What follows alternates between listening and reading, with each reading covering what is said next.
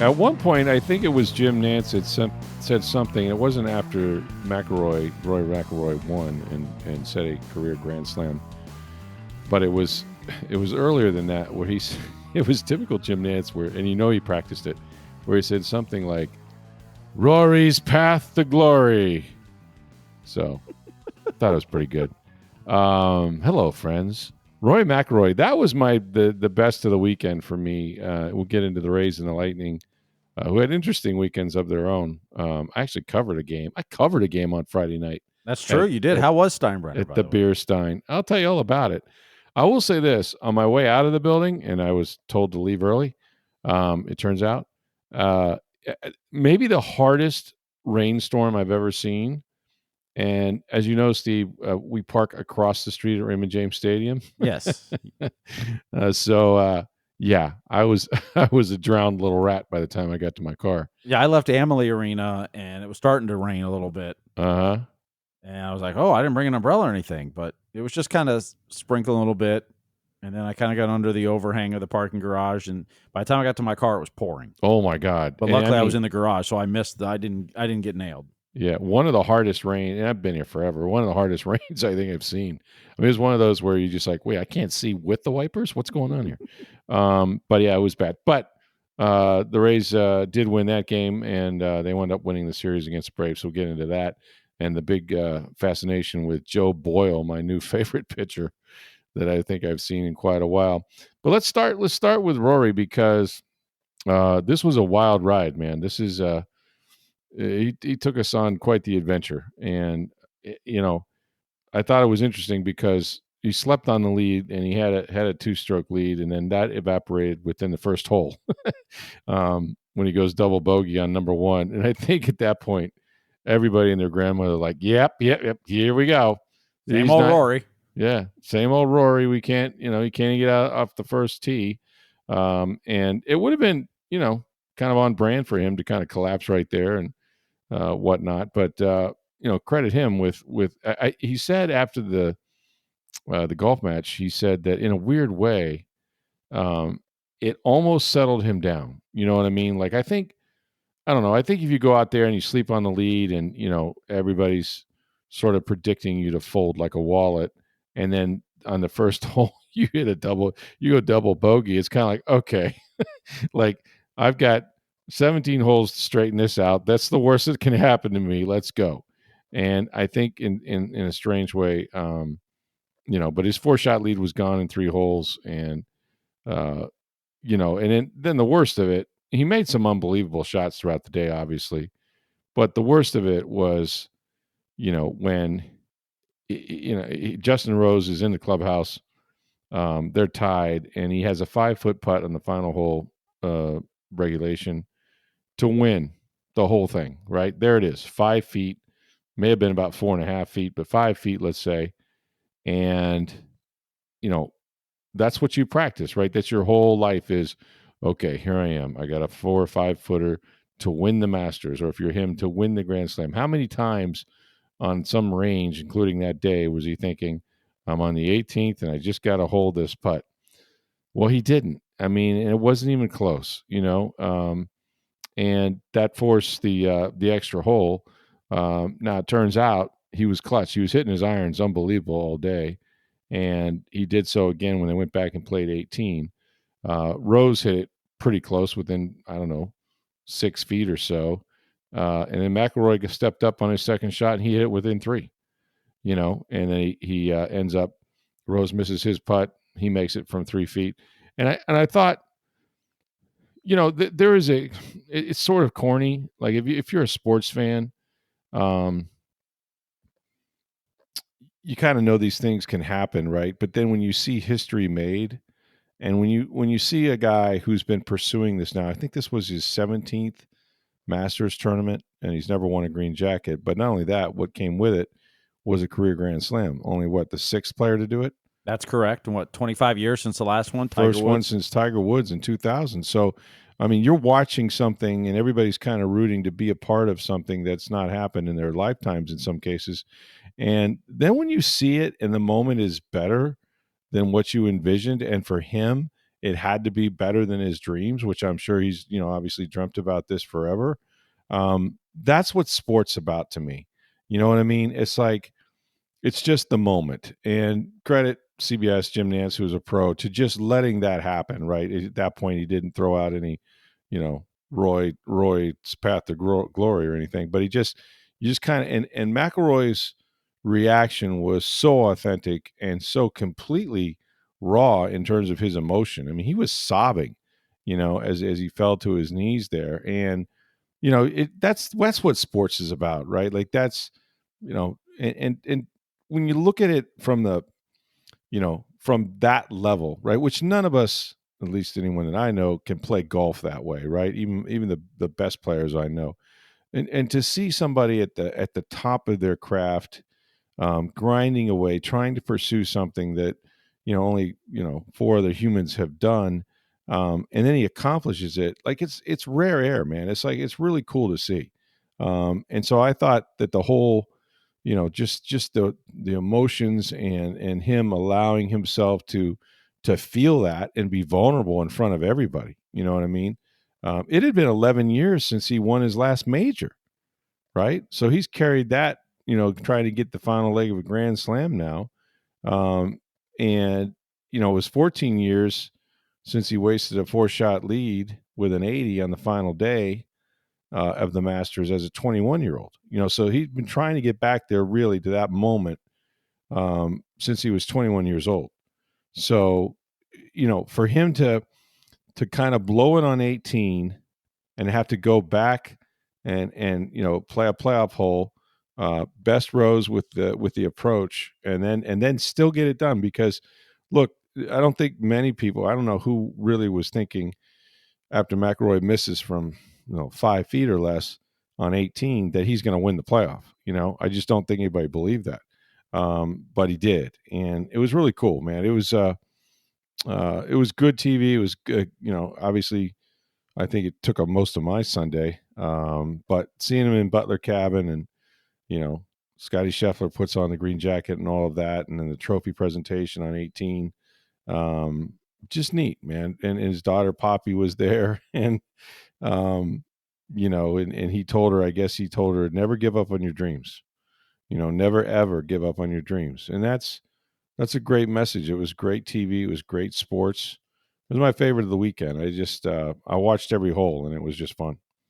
Also, got to take my first trip to Steinbrenner Field to see the Tampa Bay Rays play. Actually, worked the game along with Mark Tompkin on Friday night, and the Rays wound up winning the series over the Braves 2-1, I guess. But I have some thoughts about Steinbrenner. But I thought the great story was on Sunday when they did wind up winning the series. But how about your boy? This guy, Joe Boyle, gets called up. Well, first of all, who saw that being called up without an injury to a pitcher? They just Yeah, decided to push everyone back a day. right, because they have 13 straight games and they wanted to try to go with an extra pitcher. I was afraid that when I heard he was coming up, that maybe something was wrong with Shane Baz, and they were just kind of like, why is he getting moved back? But 25-year-old right-hander who, can hit 100 fairly consistently when he wants to. Just an unbelievable arm. He goes out there and kind of all over the place a little bit, but like throws 5 hitless innings, gives up 2 unearned runs, and gets into the 6th rather. And yeah, and basically no hits him. Just um, that was fun TV. Like that was entertaining as heck. They wind up winning 8-3. It got within 4-3, and then the Rays tacked on some extra runs, but. Junior Caminero, another home run. Yep, another big bomb for him. Boyle struck out 4 of his first 6 batters, and he retired the first 13 before allowing a base runner with a 1-out walk to Ozzie Albies in the 5th. Then he went into the 6th with only 62 pitches thrown, and he had a 4-0 lead and a no-hitter intact. And then, a couple guys got on with a walk and whatnot, and so they finally took him out. But heck, man, you just got another dude that you brought up from Durham that can go out there and throw you 5, shutout hitless innings. and strike out 7. I mean, Although when you that's just look at the stats, though, you look at his strike percentage, and you're like, oh how did he yeah. do that? I don't know. I don't know. He's just he's you know what he is? He's uncomfortably wild. Like this is interesting to me is that when you have a guy that throws that hard, right? It's not the velocity. I mean, all these major league hitters can actually turn around some of those fastballs if they know sort of where the bad location or where or are looking for it. But he's this guy, and he's kind of wild looking a little bit. He's kind of got the goggles or the glasses or whatever on. He was kind of unshaven and just a big dude to begin with, and he's coming at the mound off at you, but he's also like you don't really know where the ball's going, and he doesn't either. And so it's kind of like, yeah, I don't think I'd dig in. It's the whole Crash David. I don't think I'd dig in right here. I don't know where it's going. Swear to God. And so, you could be looking for the fastball, but it could kind of end up in your ear hole. So this because he's not trying to hit you, but he doesn't know where it's going either. So that can be an effective weapon in and of itself. But yeah, you can't. Obviously, his control has been what's limited him to this point in his career. But do we think that Kyle Snyder can't straighten this guy out because that's what the Rays do, right? That's what Kyle Snyder's do. But what an arm to have to reach back into Durham and get a guy like that. That's unbelievable. Well, and that's, I mean, look, this organization we knew in the offseason was acquiring arms. Mm-hmm. And a lot of bullpen arms, but a lot of guys that can go multiple innings because they didn't know what to expect this year. Rain delays, rain outs, double headers. Pitchers get up, pitch 2-3 innings, starters, and then rain delay comes, and then you can't bring them back an hour and a half later. Right. We knew they were accumulating arms. Bringing up Joe Boyle just shows another one that they've accumulated, and you just want to see Kyle Snyder and the whole Rays organization this year really work with him, because if he can figure out control, that's going to be impressive. No, it's just like I said, it's such a power arm. You mentioned Caminero. He was starting to hit with power a little bit too. Tell you what, I was there Friday, and I was, Cash does this thing before the games where he hits infield, but he does it from home plate, and it's sort of like, okay, he's going to hit to the left side, but you don't know where. It could be short or third. And he hits bullets. He just absolutely, he has a guy soft toss to him, and he just rips it, right. And he was wearing out Caminero, and they're taking balls across the infield. There's a couple third basemen or whatever. Caminero clearly needs work with the glove. He had another error, I guess, against the Braves on Sunday, and he's kind of mad about it. He really, like, I've seen him make terrific plays, like highlight reel type plays too, because he's very athletic and he'll do that from time to time. But if there's one thing that's going to hold him back and maybe hurt the Rays, it's that he is not consistent yet as a third baseman. That's the one thing he's going to, he really has to spend some time doing. And he is doing it. He's spending some time. He got mad that he made an error, and he wound up, responding with a home run. That game was 4-0, then 4-3. Here's what I'll say about just watching the Rays play at Steinbrenner, and it's inevitable now that, and everybody knows it. No lead is safe there. No lead is safe there. It turned around on them pretty bad on Saturday. They thought they had the game. They're cruising with a 3-1 lead. Next thing you know, they're losing, and they lose 5-4. And they ran themselves out of a bunch of innings, and that's another story. The number of guys they've left on base and the outs they've made on the bases is, the base running is bad, and that has to stop. That was, that's been a narrative for a while with the Rays, because they hurt themselves that way. But this ballpark is a bandbox. It's an absolute bandbox. I mean, it is not made for major league hitters. And if I'm a pitcher on the Rays staff, I'm not sure what I do about it. I'm not, because it doesn't take hard contact for the ball to fly out of there. And if a guy does get a hold of anything to right field, right center, it's going. If you get the ball in the air, you got an average chance of getting it out. And so that's we all kind of wondered how that was going to play out. And it turns out, I think almost every other team that comes to town has a better chance of hitting home runs than the Rays do, for whatever reason. They just don't have enough guys, at least yet, that show that they're going to consistently hit the ball and drive the ball deep in the air. And they're getting out homered pretty consistently here at Steinbrenner. But it is an absolute bandbox. It's a launching pad, and I don't know what you do about it, because you don't want the pitchers, if it gets in their heads, then all of a sudden, they're starting to nibble, and you can get guys on. But the bottom line is, you can have a 3-run lead, a 4-run lead. If they've got an at bat, if they've got one inning of outs, the game can turn around on you. And that's their reality now. That's going to be, and they're not, when you think about their ball club, they're built for the Trop.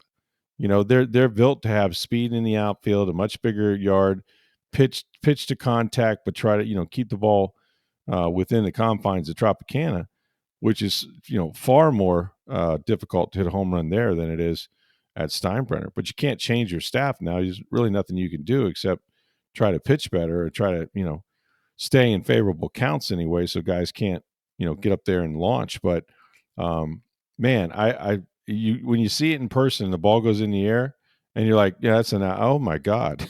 It's like everything is either out of the park or to the wall, or, everything is a threat if it's in the air. So it's I guess it's fun from a fan standpoint, but the Rays they're not built to out homer people, Steve. They're built to score runs with, moving guys along, stealing bases, taking the extra base, that sort of thing. No question about it. And I think, that's still going to be the struggle this year, is can they hit enough power? I think that's why a lot of the pitchers you see them pick up this year, Joe Boyle and others, it's about guys that can get a lot of swing and miss.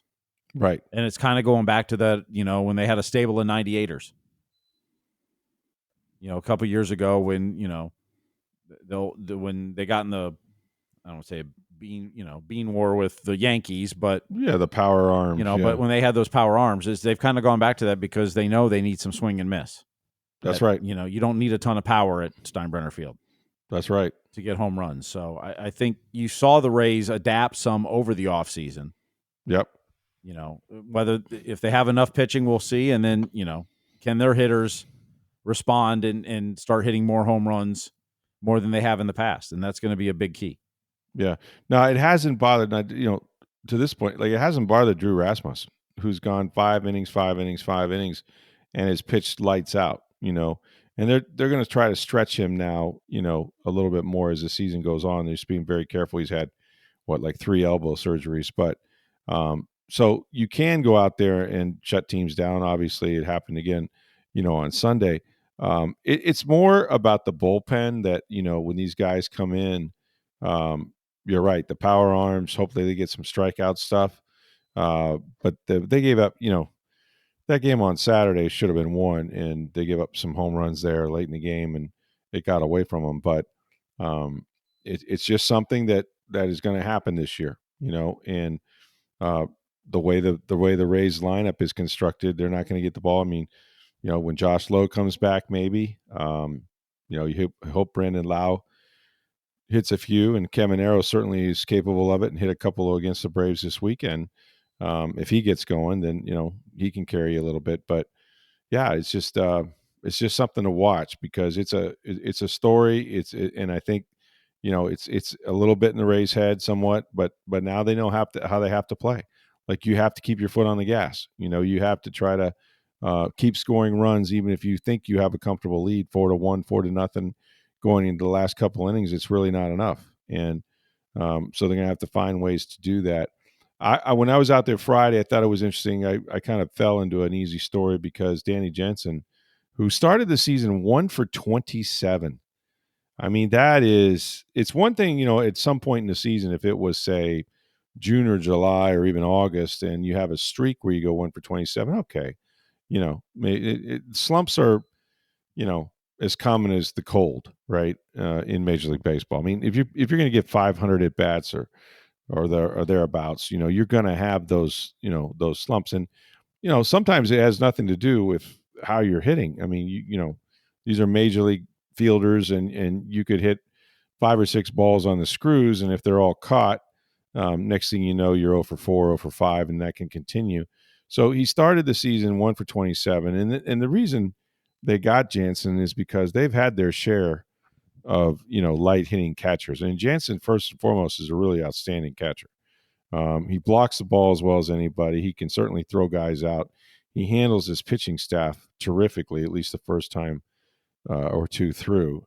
So he's done everything from that standpoint. But he they wanted to find a guy who could who could hit, give him something offensively, and not that he had to bat cleanup or anything, but he had a little pop in his bat, and he's capable of putting together some good seasons when he can stay healthy. But so on Friday night, he's 1 for 27, goes over 1 the first time up, so now he's 1 for 27, and then he goes 3 for 4, and he drives in 4 runs. Thank you, room service story, but Danny Jensen kind of broke out of it. And then yesterday, on Sunday, I saw where he had struck out 3 times, his first 3 times up, and that's what he said after the game. He goes, "It's still," he goes, "Yeah, how you feel and all this, yeah, I feel great," but he goes, "But it's still a grind, right? Like it's not going to stop," and it didn't over the weekend, but felt good for him. He's certainly capable of it, and again, does a great job, with the defense and calling games too. He's really kind of trusted as part of that battery, and the pitching for the most part in this series was pretty good, with the exception of some hiccups in the bullpen. And so in Taj Bradley in that game on Friday night, he comes out and I think he has 32 pitches in the first inning, and it's like this guy's not going to make it past 3, right? But then he settles down. He goes. I think he got through 6 and gets the win. And Jansen kind of had a lot to do with settling him down. And so they got a good catcher there. It's just a matter of whether he can start to be consistent a little bit more at the plate.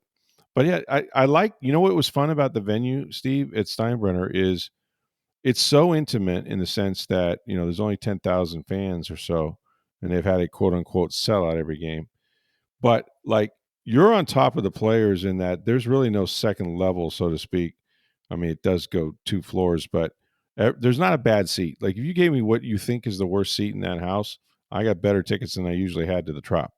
And the fan, you can hear, and the players can hear, and the umpires can certainly hear.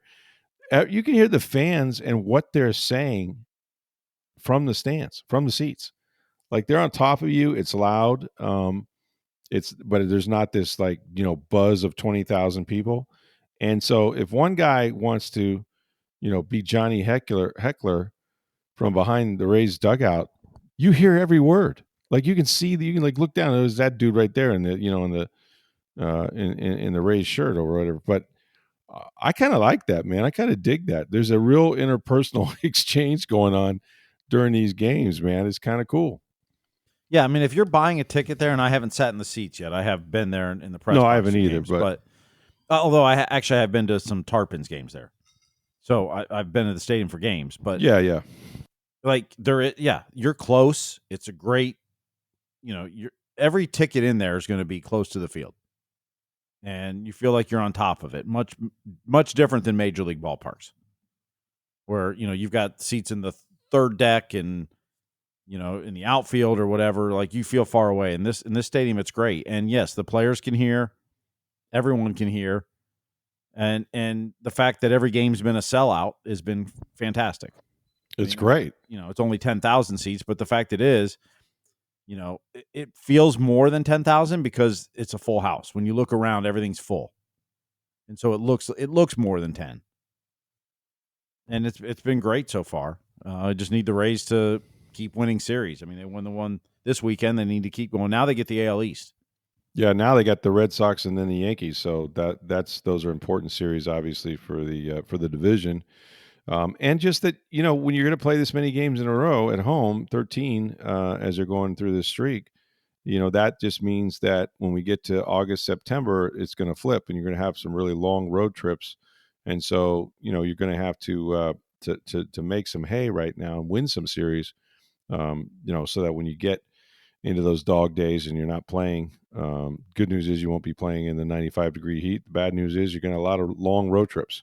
which is difficult to navigate as a major league player. So this is the time they need to pick up some serious wins. They're still filling themselves out. This ball club isn't really defined just yet. I think they have really good pitching, good starting pitching. I think the bullpen shows promise. They've had some hiccups, and I think part of that is just trying to navigate this ballpark, and not let it get in their heads too much. But the home run ball has hurt them so far. They've been out homered, I think, in almost every series. But it's a young team that obviously you're playing without 2 or 3 outfielders. I think Richie Palacios was going to play some games in Birmingham over the weekend, or for Birmingham. I think they were in Pensacola. He's probably due back sometime this week. So, they got to get healthier, obviously. But and I'll say this: because I got to go in the clubhouse. I don't know if you've been there. You've probably been there too, Steve. It's like not the new one. It's tremendous. Like they have upgraded in their own way. Steinbrenner's facilities from just the operational standpoint of the ball club are terrific. Like this is a new clubhouse, and it has there's also an interview room where we talk to Kevin Cash after the games, and it's phenomenal. It's just so so good. Leads then of course right to the dugout, and you're onto the field. So that part of it, the Rays are really going to enjoy, but there will be harder days ahead, as they say. And I think that this whole season, it still has a chance to to be special for them, I think. But they're still learning this ballpark, and they're still dealing with some injuries right now. And look, I'm not going to pretend like I don't think this team is going to score a lot of runs. I don't think that's any secret. And in some ways, the ballpark may help them with that. They may hit more home runs than they typically would, but their pitching is pretty damn good. Like, and sometimes it's exceptional. So that's going to keep them in most games if they can play defense, and get some timely hits. Then they have a chance. But it's going to be a story all year with how quickly teams can come back on them and whether or not they can make that adjustment to just keeping the ball in the yard. Want to talk about the Tampa Bay Lightning? Had a big win, and Nikita Kucherov is going to win another scoring title, which is just amazing. But first, have you guys been to International Plaza Mall to see my friends at Breitling Boutique? We've been talking about them. They've been our sponsors now for some time. And if you want the greatest Swiss watches that you can find, a timepiece that you can be proud of and call your own, get on down to Breitling Boutique. It's in the center of the mall, sort of upstairs, if you will. A terrific store, great customer service. They're used to dealing with celebrities and professional athletes. You're likely to see a Buccaneer or maybe a Rays player or two when you're in there, but they're going to treat you like a superstar as well. And they got the beautiful Chronomat watches, the Navitimers, watches for him and her. If your wife or your girlfriend is looking for a watch, they can take care of you there too. A beautiful sports watch that's both durable and will fit her likings as well. They got all the different colored wristbands for her. And then really since the first of the year, they've had a limited edition of these 104th year NFL anniversary watches. All 32 teams have special team watches while supplies last. If you go on our website, you're likely to see an ad for the Buccaneers watch. They got these are the Chronomat watches they're known for. They got the color of the team and the face of the watch and the logos. It's absolutely gorgeous, and you're going to want one. Trust me. It's Breitling Boutique, International Plaza Mall. Make sure when you go, you let them know that you heard about this on Sports Day Tampa Bay. All right, so I'm guessing we were hearing a lot of Cooch at Emily Arena the other night, huh? Well, he got another 3 points, 2 goals, and an assist. That gives him 119 points on the season. Goodness. He is going to win the Art Ross Trophy for the most points in the league. Even though there's a couple games left? Well, the Colorado Avalanche, Nathan McKinnon, he was tied with going into the night, is playing their final game as we're recording this. Oh, I got you. But he is not playing. Ah, okay. He is dinged up, and he did not play their last game, is not playing this game. So Cooch is now 3 points ahead of McKinnon with 2 games to play, and the next player is more than 10 points back of that. So Wow. Now, is this two back-to-back scoring titles? This is his third overall, I think. Is that right? Yes. So he had 128 points in the 2018-19 season, the one they won 62 games in and led the league. And then last year he had 144 points leading the league with 100 assists. And this year he's at 119. Now he's got 2 games to play. So, is he an MVP favorite or just in the conversation? Like, is there a favorite this year? Because I know last year we could almost predict who was going to win. I don't think he's a favorite. But once again, I'll say I think he should be. Mm-hmm. He's going to lead the league in scoring, and depending on what he does the last 2 games, could significantly beat McKinnon. And some will say, well, he didn't play the last couple games. Kuch has missed. Well, at the end of the season, will play less games than McKinnon. Really? Because Kuch missed several games. He missed several games earlier in the season. Okay. Missed a game here, game there. He's been dinged up some. Mm-hmm. So he'll end up playing less games than McKinnon, to be honest. Mm-hmm. So I mean, Kuch all year has been leading the points per game race. Okay. You divide, because McKinnon's had more games. So sure, Kuch should be he's going to get votes. He'd probably be in the top 3, but I once again, what he's doing as a winger. That's the thing. He's not a centerman. I mean, you got to take that into consideration. And I think last year there was just sentimentality kind of came into play a little bit, right? It was not his time. So it was kind of McKinnon's turn because he hadn't won yet, and McKinnon had a phenomenal season.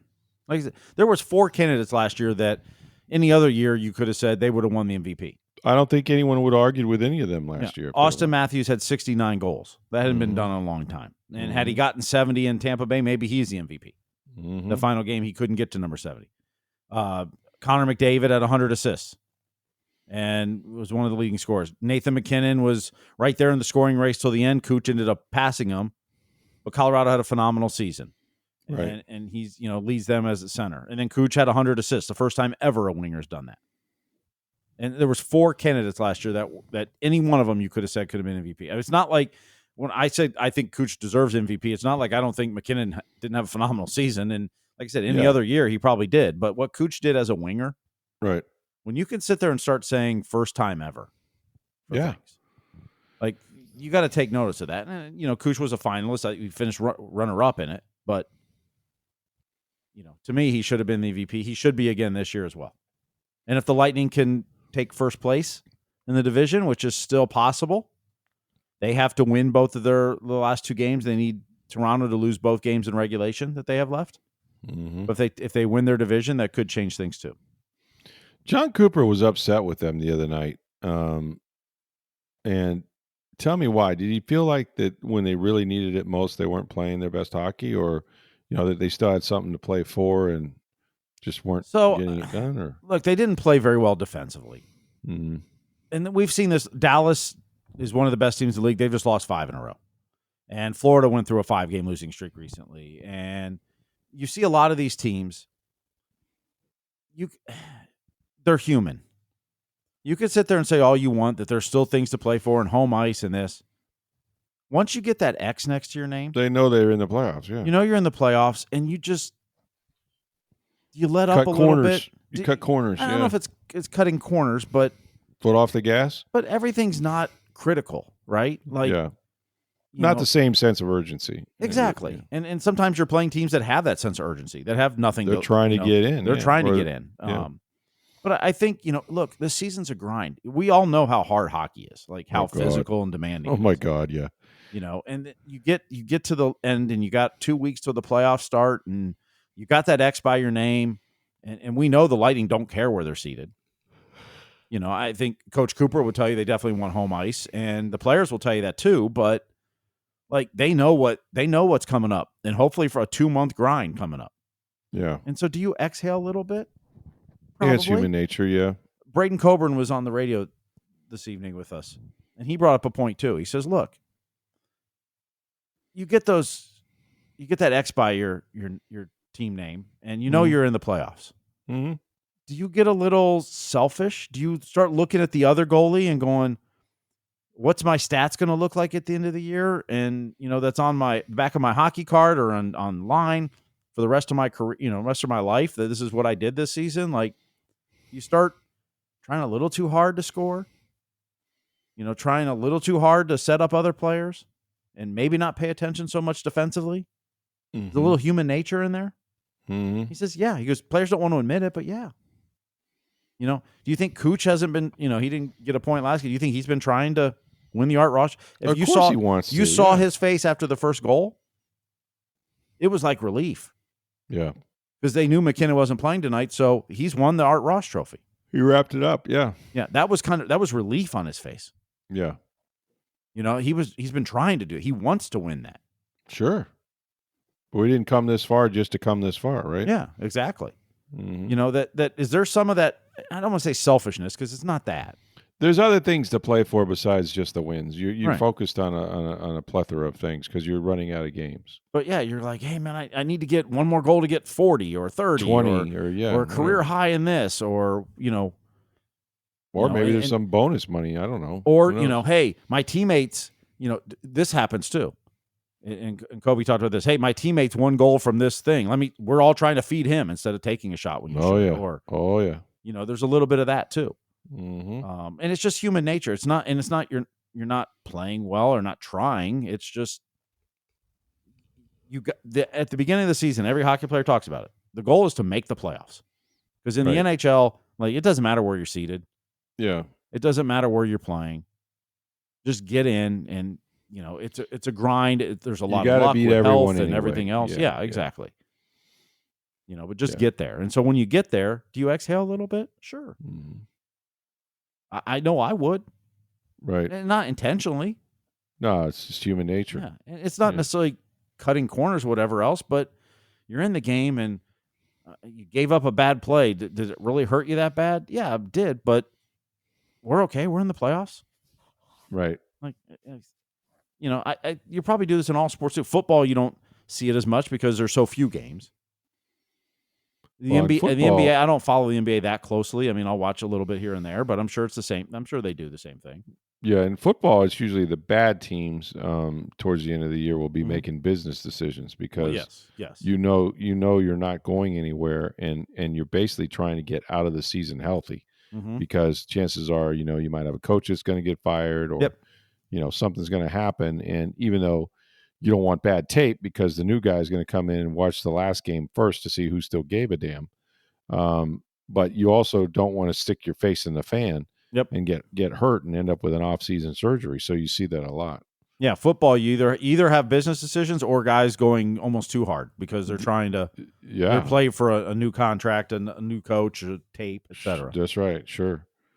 Yeah, no, I've seen that a lot. But, I mean, look, and I think the point is, if they play Florida in the first round, they've got to beat Florida at some point. Which it's almost assured they will. I mean, Tampa can still play Ottawa if they can pass Toronto. But like I said, they need to win both games, at least one of them in regulation. Mm-hmm. And Toronto has to lose both of their games in regulation, both losses. Yeah. And if that happens, Tampa Bay would then play Ottawa. But otherwise, they're playing Florida. And the only thing, again, is if there's a game 7, you'd love to have it in your building. I mean, but a series doesn't have to go 7 games. And the pressure to start your postseason at home is immense. If you lose one of the first 2, you feel like the other team has it over you. Conversely, if you go on the road and steal one, then you've got home ice anyway. So it can flip that fast. I don't think the Lightning is going to be put off by having to play Florida. Look, there's no guarantee that might be a better path than if they played someone else. So you just don't know. It's a whole new season. Yep. You lock it down. Your goaltender is going to lock it down. Everyone's playing every other night. There's no advantage in terms of travel and things like that. And they've been in this fight for so many years. So many years they've made the postseason. These same core guys know what they have to do. What you should concern you more is the injury situation. Yes. Yes. Luke Glendening left last Wednesday's game. Yep. And now he's out indefinitely. Initially it was, he's out. We'll see. Hopefully, playoffs, he should be fine. Then it became he's out indefinitely. Mm-hmm. And then we learned on Sunday that Oliver Bjorkstrand is out week to week. And Coop did not sound optimistic about it. That's not good because Bjorkstrand's been really good for them. So he's out week to week, which means they called up Connor Geekie. on Sunday.